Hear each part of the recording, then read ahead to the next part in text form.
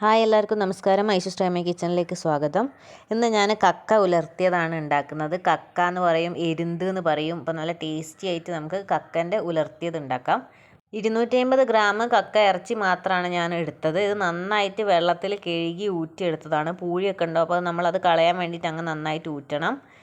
എന്നിട്ട് ഇതിലേക്ക് 1/4 സ്പൂൺ മഞ്ഞൾപ്പൊടിയും ലേശം ഉപ്പ് അതും കൂടി ചേർത്ത് നന്നായിട്ടൊന്ന് മിക്സ് ചെയ്ത് വെക്കണം. എന്നിട്ട് കുറച്ച് സമയം കഴിഞ്ഞിട്ടാണ് നമ്മൾ ഉണ്ടാക്കാൻ തുടങ്ങുക. അപ്പോൾ ഇതിങ്ങനെ എല്ലാവരും ചെയ്യാം. ഞാൻ അത് തോട് കളഞ്ഞതാണ് മേടിച്ചത്, ഇറച്ചി മാത്രമായിട്ട്. അപ്പം അതിൻ്റെ തൂക്കമാണ് ഞാൻ 250 ഗ്രാം പറഞ്ഞത്. ഓക്കെ, അത് വെച്ചിട്ടായിരിക്കും ഞാൻ ഓരോ ഇൻഗ്രീഡിയൻസിൻ്റെ അളവ് പറയാം. അപ്പോൾ അതിനനുസരിച്ച് നിങ്ങൾ നോക്കിയിട്ട് ചെയ്യുക. തേങ്ങാക്കൊത്താണ് ഇതിൻ്റെ മെയിൻ. അപ്പം ഞാൻ അത് അരിഞ്ഞ് വെച്ചിട്ടുണ്ട്. പിന്നെ 10 അല്ലി വെളുത്തുള്ളിയും ചെറിയ കഷ്ണം ഇഞ്ചിയും കൂടി ചതച്ച് വെച്ചിട്ടുണ്ട്. പിന്നെ കറിയില, ഒരു സവാള നീളങ്ങനെ അരിഞ്ഞത്, പിന്നെ ചെറിയുള്ളി ഒരു 20 എണ്ണം എടുത്തിട്ടുണ്ട്. ഓക്കെ, ഇനി ഞാൻ പാൻ എടുത്ത് അതിൽ വെളിച്ചെണ്ണ ഒഴിക്കുന്നുണ്ട്. വെളിച്ചെണ്ണ ഒന്ന് ചൂടായി വരുമ്പോൾ നമുക്കിതിലേക്ക് ഓരോന്നായിട്ട് ചേർത്ത് കൊടുക്കാം. ഞാനിവിടെ ചെറിയുള്ളി ചേർത്തുണ്ട്, അതേപോലെ വെല്ലുള്ളിയും നമ്മൾ ഇപ്പം തന്നെയാണ് ചേർത്ത് കൊടുക്കുന്നത്. അത് ജസ്റ്റ് ഒന്ന് വഴന്ന് വരുന്നവരെ വെയിറ്റ് ചെയ്യണം. എന്നിട്ടാണ് ബാക്കി ഇൻഗ്രീഡിയൻസ് ചേർത്തുക. എല്ലാവരും വീഡിയോ ഫുള്ള് കാണുക. വീഡിയോ ഇഷ്ടപ്പെട്ടിട്ടുണ്ടെങ്കിൽ ചാനൽ സബ്സ്ക്രൈബ് ചെയ്യാത്തൊരു സബ്സ്ക്രൈബ് ചെയ്യാൻ മറക്കരുത്. അതേപോലെ ബെല്ലൈക്കണും ക്ലിക്ക് ചെയ്യുക. എന്നാലേ ഞാൻ അപ്ലോഡ് ചെയ്യുന്ന പുതിയ വീഡിയോസിൻ്റെയൊക്കെ നോട്ടിഫിക്കേഷൻ നിങ്ങൾക്ക് വരുള്ളൂ. ഇപ്പം ഏകദേശം ഒന്ന് സവാള ആയി വന്നപ്പോൾ ഞാൻ അതിലേക്ക് ഇഞ്ചി വെളുത്തുള്ളി ചതച്ചത് ഇട്ട് കൊടുത്തിട്ടുണ്ട്. അതേപോലെ തേങ്ങാക്കൊത്തൊക്കെ ഇടുമ്പോൾ നല്ല ടേസ്റ്റ് ആയിരിക്കും കേട്ടോ. അപ്പോൾ അതെന്തായാലും എല്ലാവരും ഇടുക. പിന്നെ കറിയില ഇത്രയും ചേർത്തിട്ടുണ്ട്.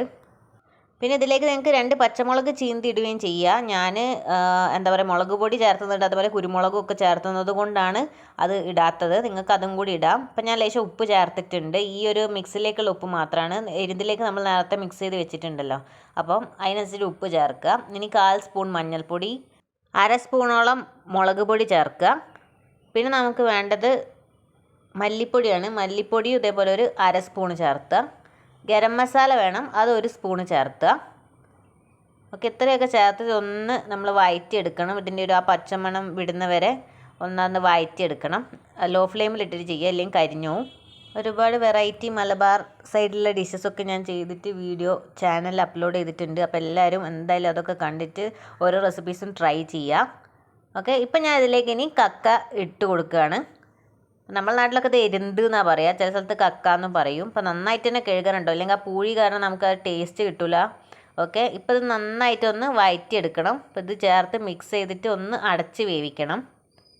ഇത് ചെറിയ എരുന്താട്ടോ നമ്മളെ കയ്യിലുള്ളത്. വലുത് കിട്ടുന്നവരത് വെച്ച് ചെയ്യാം. ഇപ്പോൾ ഈ ചെറുതിൻ്റെ സീസണാണല്ലോ, അപ്പോൾ അങ്ങനെയാണ് അത് കിട്ടിയത്. നമുക്കത് അടച്ചൊന്ന് വേവിക്കണം. ഈ ഒരു ഗ്യാപ്പിൽ നമുക്ക് മണിക്കുരുമുളകും പിന്നെ പെരുംജീരകവും കൂടി ഒന്ന് ചതച്ചെടുക്കണം. അപ്പോൾ 1 സ്പൂണ് കുരുമുളക് മണികളാണ് എടുത്തത്. അതേപോലെ 1/2 സ്പൂണ് പെരുംജീരകം കൂടി ഒന്ന് ചതച്ചെടുത്തിട്ടുണ്ട്. ഇപ്പോൾ ഞാൻ ഈ കക്കയും തുറന്ന് നോക്കുകയാണ്. അപ്പോൾ അത്യാവശ്യം കക്കയൊക്കെ റെഡിയായി വന്നിട്ടുണ്ട്. നമുക്കിതിലേക്ക് വെളിച്ചെണ്ണ ഒഴിച്ചിട്ട് ഒന്നും കൂടി ഒന്ന് നല്ലതായിട്ട് ഉലർത്തിയെടുക്കണം.